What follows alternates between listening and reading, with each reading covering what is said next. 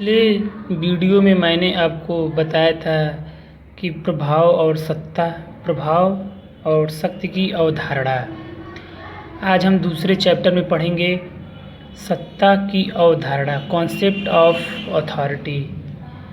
सत्ता मतलब कि प्राधिकार, ठीक है। तो जो प्राधिकार संगठन में वही स्थान है जो एक मानव शरीर में आत्मा का होता है, और जिस प्रकार आत्मा के बिना शरीर निष्क्रिय हो जाता है, ठीक उसी प्रकार हमारा एक संगठन सत्ता की उचित व्यवस्था नहीं करेंगे तो कार्यशील नहीं हो सकेगा। जैसा कि आप जानते हैं कि सत्ता की अवधारणा में साइमन एक विचारक हैं, साइमन,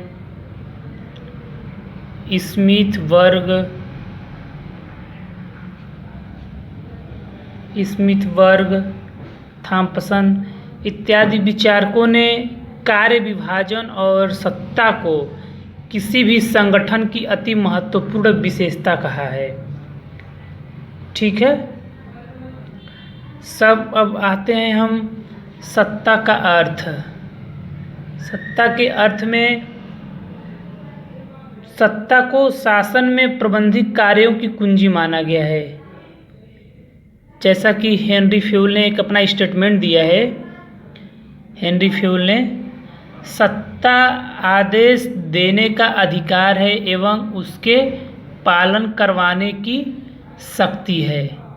ठीक है, अब और इसी में दूसरा स्टेटमेंट डेविस ने दिया है कि सत्ता निर्णय लेने एवं आदेश देने का अधिकार है। ठीक है, किंतु कुछ अन्य विचारक हैं जैसे कि M P. Follett, Robert Bone, Bernard Simon, ये जो विचारक हैं ये मानते हैं, इन लोगों को हम मानव संबंधी विचारक भी कहते हैं। और ऐसा हमारे क्वेश्चन में भी आता है कि मानव संबंधी विचारक कौन है।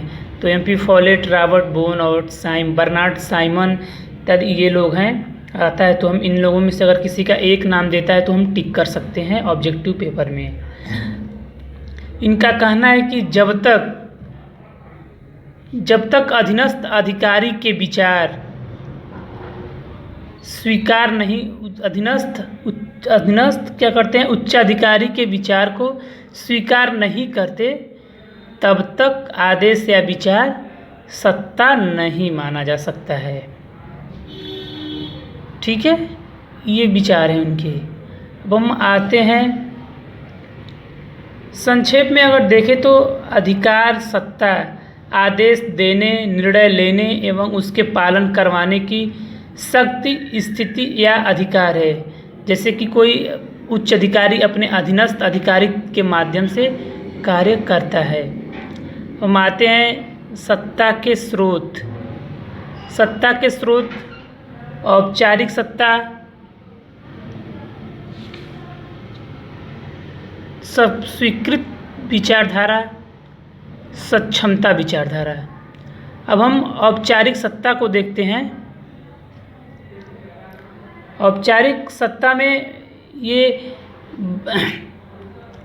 अब जो अधिकार सत्ता की वह अवधारणा जिसमें अधिकारों का प्रेषण सामाजिक संस्थाओं से व्यक्तिगत प्रबंधकों को होता है, वह अधिकार औपचारिक सत्ता कहलाती है। ठीक है, ये औपचारिक सत्ता कहलाती है। और यह विचारधारा का मतलब यह है कि अधिकार सत्ता का स्रोत औपचारिक मतलब कानूनी, देश का सर्वोच्च कानून अर्थात संविधान से होता है। ये औपचारिक सत्ता की विचारधारा है। इसीलिए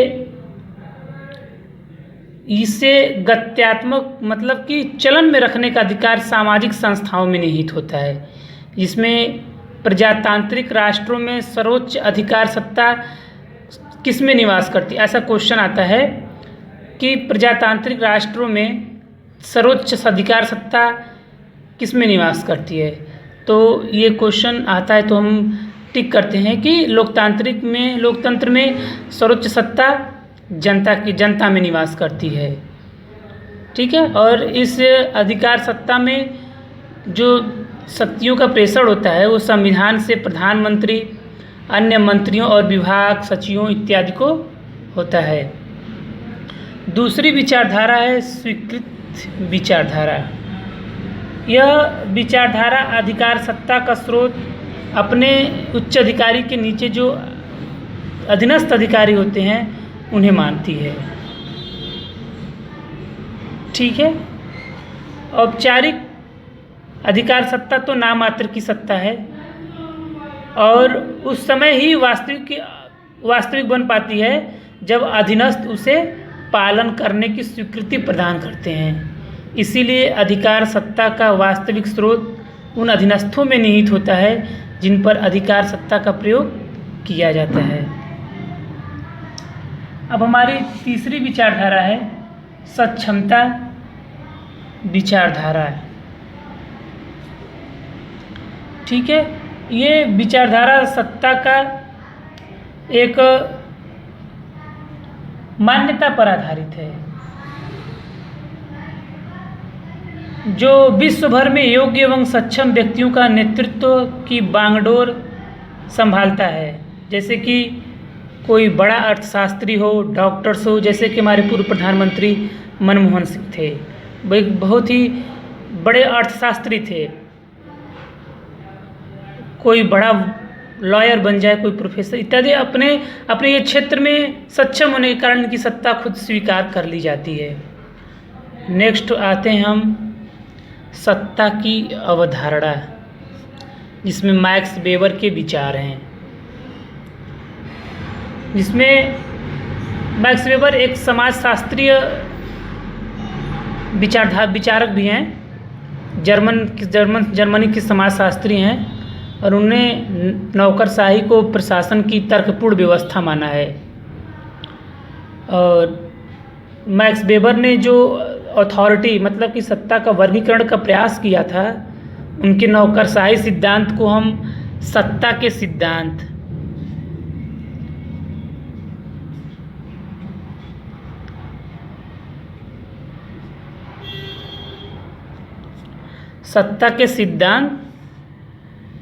कहते हैं। सत्ता अथवा प्रभुत्व का जो अर्थ होता है नियंत्रण की आधिकारिक शक्ति होती है। अब वेबर ने अपने सत्ता की अवधारणा में 3 विचारधाराएं दी हैं: पारंपरिक सत्ता, करिश्माती सत्ता और वैधानिक सत्ता। हम आते हैं पारंपरिक सत्ता पर। जब आम जनता और अधीनस्थ किसी शासक या वरिष्ठ अधिकारी के आदेशों के पालन स्वतः करने लगते हैं और तो यह सत्ता परंपरागतता पर आधारित होती है और उनके आदेश वैध हो जाते हैं। जैसे धीरे धीरे प्रथाएं या परंपराएं चलती रहती है, जैसे कि इंग्लैंड में बहुत सारी प्रथाएं और परंपराएं, रीति रिवाज, आदेश और कानून बन गए हैं। जैसे इसमें प्राचीन समय में धर्म गुरुओं के आदेश आज भी चलते रहते हैं, जो बड़े बड़े पोप होते हैं। और उसके बाद हम आते हैं करिश्माती सत्ता पर। करिश्माती सत्ता में जब अधीनस्थ वरिष्ठ सत्ताधारी आम जनता के आदेशों को इस आधार पर न्यायसंगत मानने लगते हैं कि सत्ताधारी व्यक्ति का एक करिश्माती जादुई प्रभाव है। जैसे कि कोई बड़ा नेता है, हमारे पूर्व प्रधानमंत्री पंडित जवाहरलाल नेहरू एक करिश्माती प्रधानमंत्री थे। इंदिरा गांधी, अन्य देशों के सुकर्डो, नासिर टीटो, युगोस्लाविया के, बांग्लादेश के शेख मुजीबुर रहमान इत्यादि। और तीसरे में हम देखते हैं वैधानिक सत्ता। वैधानिक सत्ता है आज और जो तीसरा है वैधानिक सत्ता, उसमें हम देखते हैं कि जब अधीनस्थ किसी आदेश को इस आधार पर स्वीकार करते हैं कि ऐसा करना तार्किक है, कानूनी है और संवैधानिक दृष्टि से औचित्यपूर्ण है। तो इस स्थिति में सत्ता को वैधानिक सत्ता या वैधानिक कहा जाता है। ठीक है, यह सत्ता संवैधानिक नियमों के अंतर्गत धारण किए गए पद की स्थिति से निश्चित होती है। जैसे कि संयुक्त राज्य अमेरिका में राष्ट्रपति पद का कोई प्रत्याशी निर्वाचक मंडल का बहुमत प्राप्त कर लेता है। भारत में लोकसभा के बहुमत प्राप्त दल का नेता का निर्वाचित कर दिया जाता है और प्रधानमंत्री के पद पे प्रतिष्ठित कर दिया जाता है। तो आज के डेट में यही वैधानिक सत्ता ही चल रही है। ठीक है, और इसी को माना जा रहा है, तो ये इम्पोर्टेंट भी है। ठीक है, तो इस प्रकार से ये हमारा क्वेश्चन भी बनता है, आता है परीक्षा में, सत्ता की अवधारणा मैक्स वेबर की विचारधारा की। ठीक है, बाकी हम नेक्स्ट चैप्टर में पढ़ेंगे।